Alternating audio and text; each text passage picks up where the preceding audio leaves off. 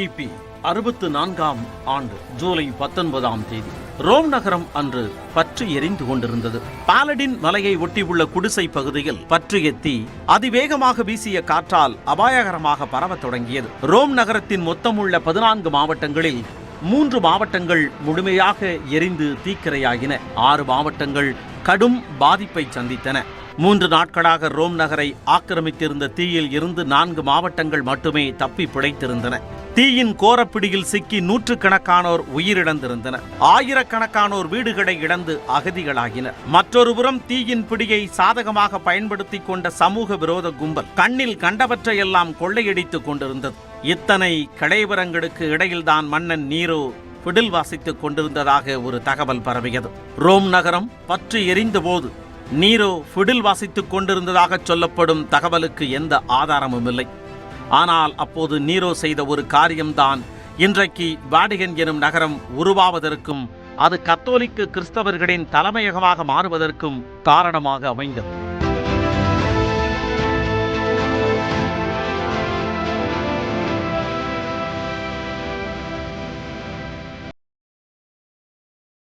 கிறிஸ்து பிறப்புக்கு முன்னதாக இருந்த ரோமானிய பேரரசின் காலத்தில் டைபர் நதியின் இடது கரையில் இருந்த பகுதி வாடிகன் புலம் என்று அழைக்கப்பட்டது. லத்தீன் வார்த்தையான வாடிசினோர் என்பதில் இருந்து வாடிகன் என்ற வார்த்தை புழக்கத்திற்கு வந்திருக்கலாம் என்று கருதப்படுகிறது.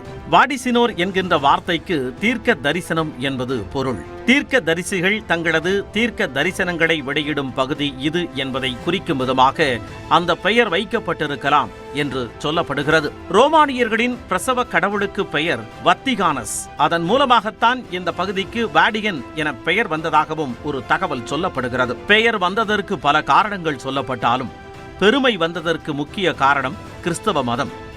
அந்த மண்ணில் கிறிஸ்தவ மதம் தழைக்க தொடங்கிய பின்னர்தான் வாடிகன் எனும் பெயரும் வானலாவ புகழ் பெற்றது. கிறிஸ்தவ மதம் தோன்றிய பின்னர் அதனை பரப்பும் முயற்சியில் இயேசு கிறிஸ்துவின் சீடர்கள் பல்வேறு இடங்களுக்கும் பயணிக்க தொடங்கினர். இயேசுநாதரின் நேரடி சீடரும் அவருக்கு நெருங்கிய நண்பருமான புனித பீட்டர் ரோம் நகருக்கு வந்தார். ரோமில் முதல் தேவாலயத்தை உருவாக்கியது புனித பீட்டர் தான் என கிறிஸ்தவ வரலாறு சொல்கிறது.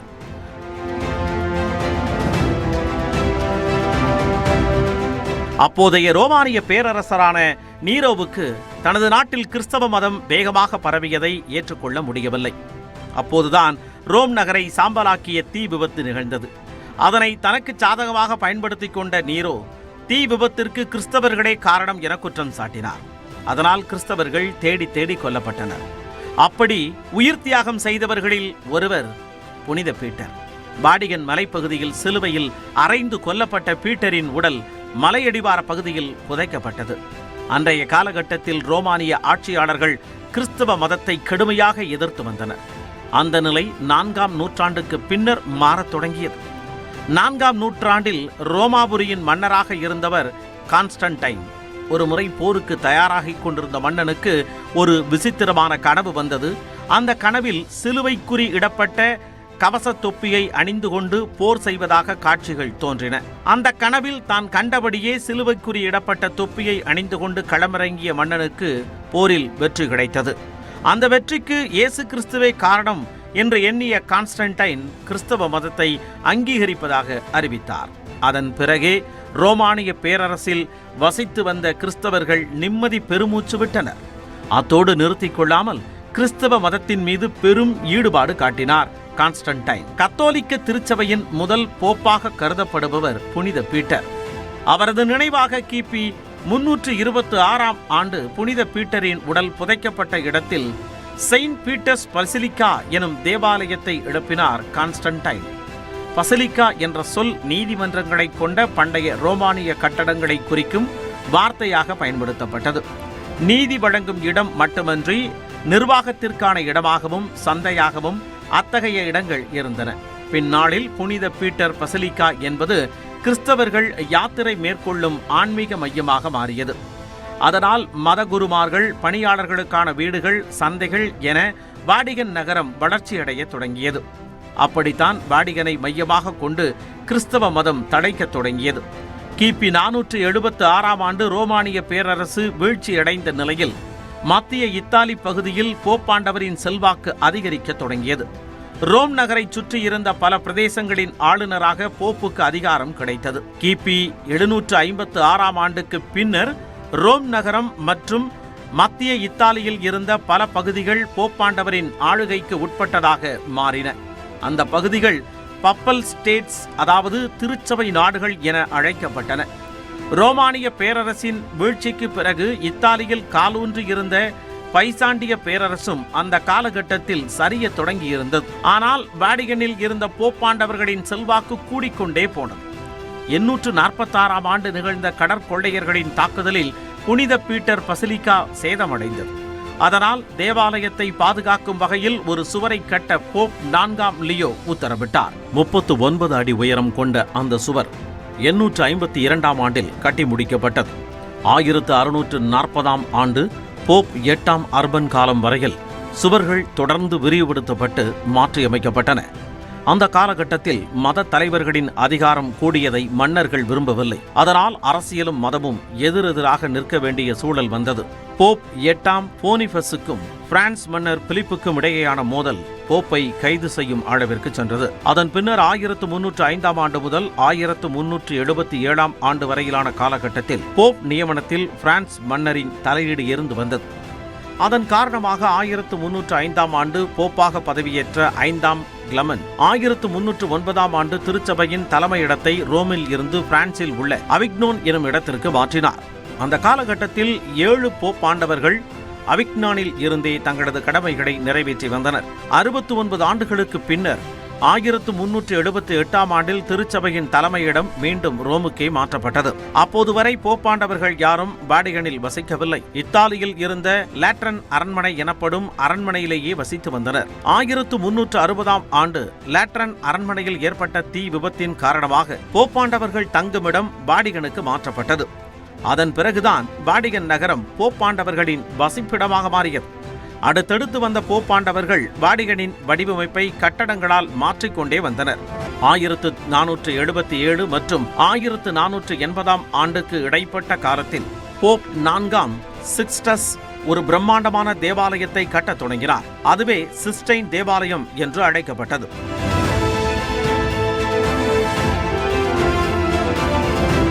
அப்போது முன்னணி ஓவிய கலைஞர்களாக இருந்த பாட்டிச்செல்லி மற்றும் பெரிக்கினோ ஆகியோரால் வரையப்பட்ட ஓவியங்கள் இந்த தேவாலயத்தை அலங்கரித்தன.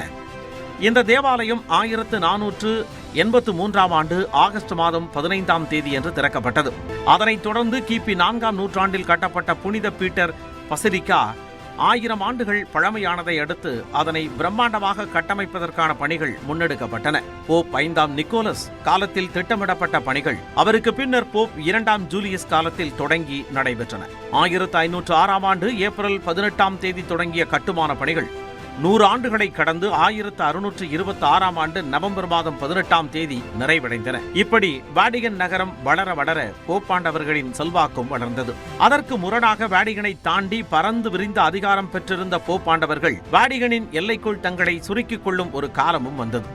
1861 ஆண்டு திருச்சபை நாடுகளின் வசமிருந்த பல பகுதிகள் ஒருங்கிணைந்த இத்தாலியின் ஆதிக்கத்தின் கீழ் வந்தன.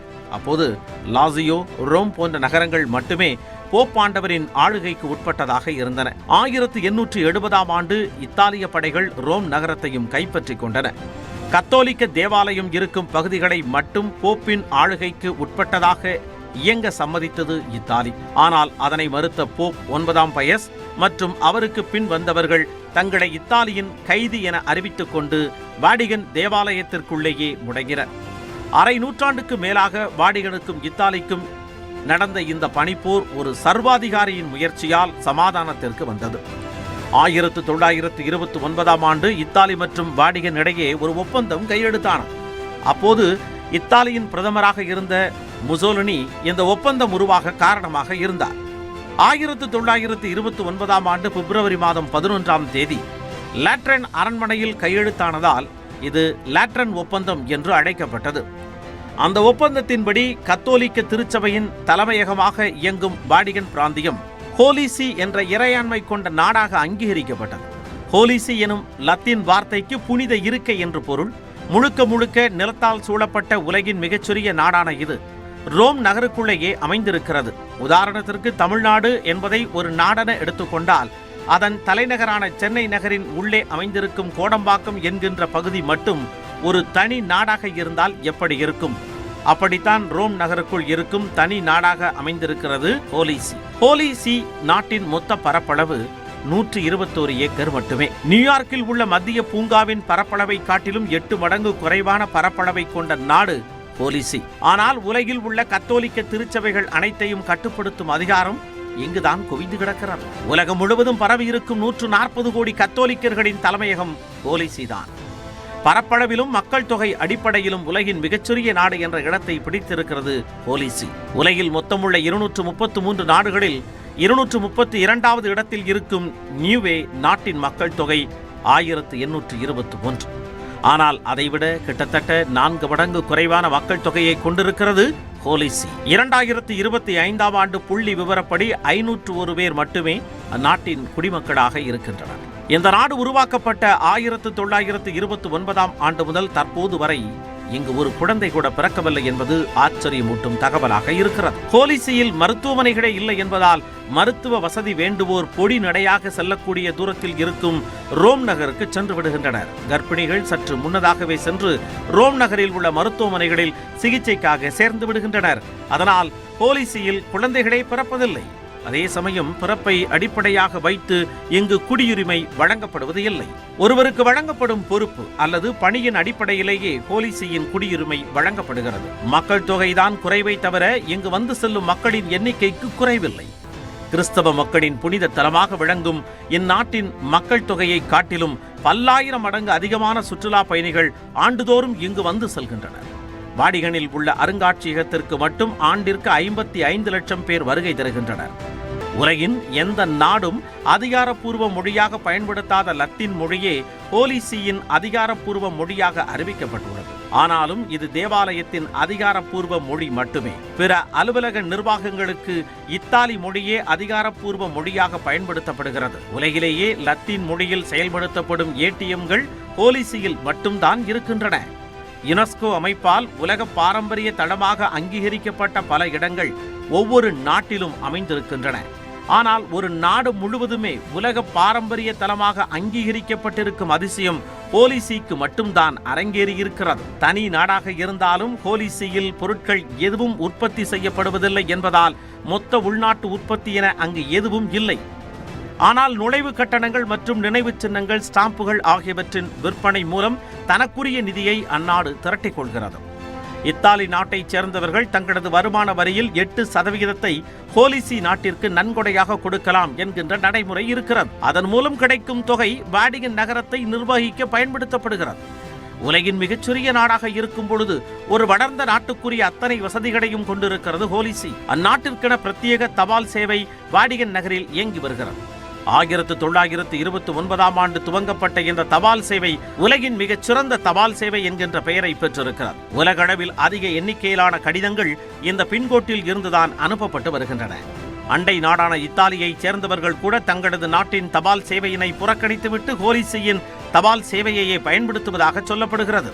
வாடிகனுக்கென லாசர்வேட்டர் ரொமானோ எனும் பிரத்யேக நாளிதழ் அச்சிடப்பட்டு வருகிறது. 1983ஆம் ஆண்டு முதல் வாடிகனுக்கென தனி தொலைக்காட்சி உருவாக்கப்பட்டது. அதேபோல வாடிகனின் வானொலி 40 மொழிகளில் நிகழ்ச்சிகளை ஒளிபரப்பி வருகிறது. உலகின் மிகச்சிறிய ரயில்வே ஹோலி see நாட்டில்தான் இயங்கி வருகிறது. 300 மீட்டர் நீளமான 2 தண்டவாளங்களும் அவற்றுக்கென ஒரு ரயில் நிலையமும் இங்கு பயன்பாட்டில் இருக்கிறது.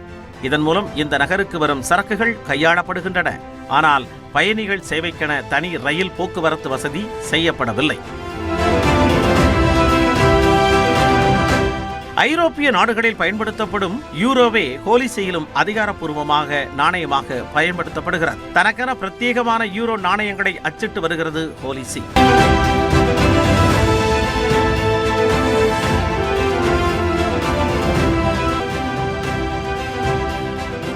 வங்கி, தபால் நிலையம் மட்டும் அல்லாமல் போப்பாண்டவரையும் வாடிகன் நகரத்தையும் பாதுகாக்கும் பொருட்டு ஹோலி see நாட்டிற்கென தனி இராணுவ படை ஒன்றும் செயல்பட்டு வருகிறது.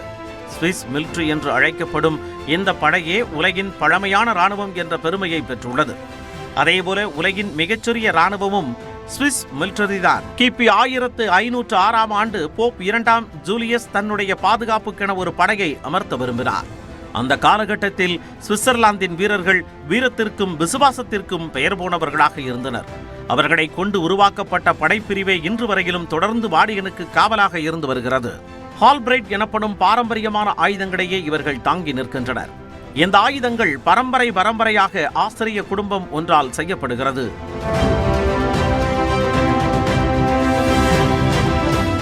பத்தொன்பது வயது முதல் 30 வயதுக்கு உட்பட்டவர்களே சுவிஸ் மிலிட்டரியில் இடம் பிடிக்கின்றனர். தற்பொழுது 135 பேர் இந்த படைப்பிரிவில் பணியாற்றி வருகின்றனர். நகருக்குள் சுவிஸ் மிலிட்டரியும் வாடிகன் எல்லையில் இத்தாலிய ராணுவம் மற்றும் காவல்துறையும் பாதுகாப்பு பணிகளை மேற்கொள்கின்றன.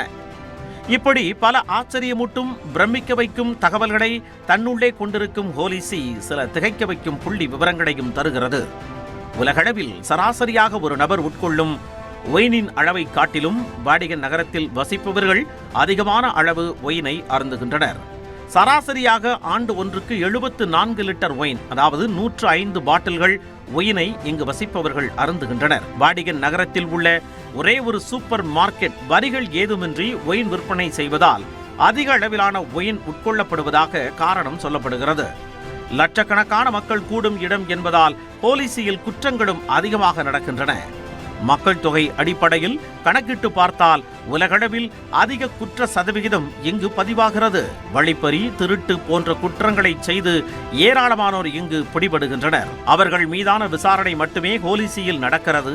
அவர்களுக்கு தண்டனை அளிக்கப்படும் பட்சத்தில் குற்றவாளிகள் இத்தாலியில் உள்ள சிறைகளுக்கு அனுப்பி வைக்கப்படுகின்றனர். அந்த கைதிகளை பராமரிப்பதற்கு ஆகும் செலவை இத்தாலிக்கு வழங்குகிறது ஹோலிசி. கடந்த காலத்தின் வளமான வரலாற்று பின்னணியும் நிகழ்காலத்தின் வலுவான ஆன்மீக பின்புலமும் கொண்டிருக்கும் ஹோலிசி சில சர்ச்சைகளிலும் சிக்கியிருக்கிறார். கடந்த காலங்களில் வாடிகன் மீது வைக்கப்பட்ட நிதி முறைகேடுகள், ஊழல் மற்றும் பாலியல் குற்றச்சாட்டுகள் உலகளவில் பரபரப்பை கிளப்பின. 2012ஆம் ஆண்டு இத்தாலிய பத்திரிகையாளரான ஜியான் லூயிஜி நூசி வாடிகனின் சில கடிதங்களை வெளியிட்டு வெளியுலகை அதிர வைத்தார். போலிசியில் மேற்கொள்ளப்படும் ஒப்பந்தங்களுக்கு அதிகப்படியான தொகையை வழங்கி முறைகேடுகள் நடைபெறுவதாக அந்த கடிதங்களில் குறிப்பிடப்பட்டிருந்ததாக சொல்லப்படுகிறது. வாடிகனில் நடக்கும் நிதி முறைகேடுகள் தொடர்பாக புத்தகம் ஒன்றையும் எழுதி வெளியிட்டார் நூசி. 2018ஆம் ஆண்டு பேயோட்டும் பயிற்சி வகுப்பு பற்றிய ஒரு அறிவிப்பு வாடிகனில் இருந்து வெளியானது. நவீன அறிவியல் காலத்தில் பேயோட்டுவது குறித்து பயிற்சி அளிக்கும் வாடிகனின் முடிவை பலரும் எதிர்த்தனர். இது மக்களை பழமையை நோக்கி அழைத்துச் செல்லும் செயல் என விமர்சனங்கள் எழுந்தன. ஆனால் மக்களின் வேண்டுகோளுக்கிணங்கவே அந்த பயிற்சி வகுப்பு தொடங்கப்படுவதாக வாடிகன் தரப்பில் இருந்து விளக்கமளிக்கப்பட்டது. 2021ஆம் ஆண்டு பிரான்சில் பாதிரியார்கள் மீதான பாலியல் குற்றச்சாட்டுகள் குறித்து வெளியான அறிக்கை பெரும் அதிர்வலைகளை ஏற்படுத்தியது. 1950ஆம் ஆண்டு முதல் பிரான்சில் உள்ள கத்தோலிக்க பாதிரியார்களால் 2,16,000 சிறார்களுக்கு பாலியல் வன்கொடுமை நிகழ்ந்துள்ளதாக வெளியான அறிக்கை தமக்கு வலியை ஏற்படுத்துவதாக போப் பிரான்சிஸ் குறிப்பிட்டிருந்தார். அதேபோல உலகின் பல்வேறு பகுதிகளிலும் இருந்து வந்த குற்றச்சாட்டுகளும் அதற்கு வாடிகனால் எடுக்கப்பட்ட நடவடிக்கைகளும் வாடிகனை சர்ச்சையின் மையமாக ஆக்கியிருந்தன. 2013ஆம் ஆண்டு போப் 16ஆம் பெனடிக்ட் ராஜினாமா செய்த பிறகு போப் பிரான்சிஸ் புதிய போப்பாண்டவராக பொறுப்பேற்றுக் கொண்டார். அப்போது முந்தைய போப்பாண்டவரை சந்தித்தார் போப் பிரான்சிஸ். அந்த சந்திப்பின் போது பெரிய வெள்ளை நிற பெட்டி ஒன்றை 16ஆம் பெனடிக்ட் தனக்கு கொடுத்ததாக தனது சுயசரிதை புத்தகத்தில் குறிப்பிட்டிருந்தார் போப் பிரான்சிஸ். மிகவும் சவாலான மற்றும் பலி நிறைந்த காலகட்டங்கள் குறித்த ஆவணங்கள் அந்த பெட்டியில் இருந்ததாகவும், பாலியல் குற்றச்சாட்டுகள், ஊழல், திரை மறைவு பரிவர்த்தனைகள் போன்ற தவறுகள் தொடர்பான தகவல்கள் இருப்பதாகவும் போப் பிரான்சிஸிடம் சொன்னார் 16ஆம் பெனடிக்ட். இந்த குற்றச்சாட்டுகளின் மீது உரிய நடவடிக்கை எடுத்திருக்கிறேன், சம்பந்தப்பட்டோரை நீக்கி இருக்கிறேன், தற்பொழுது உங்கள் முறை என்று சொன்னார் பெனடிக்ட். தானும் அதே பாதையில் பயணிக்கப் போவதாக சொன்ன போப் பிரான்சிஸ் கத்தோலிக்க திருச்சபையில் பல்வேறு சீர்திருத்தங்களையும் மேற்கொண்டார். அவரது மறைவிற்கு பின் 2025ஆம் ஆண்டில் 267வது போப்பாக 14ஆம் லியோ தேர்ந்தெடுக்கப்பட்டிருக்கிறார். ஆன்மீகத்திலும் அழுக்கு படியக்கூடும் என்ற நிதர்சனத்தை உணர்ந்திருப்பதால் தான் அவற்றையெல்லாம் கடைந்து 2000 ஆண்டுகளாக இயங்கிக் கொண்டிருக்கிறது வாடிகன்.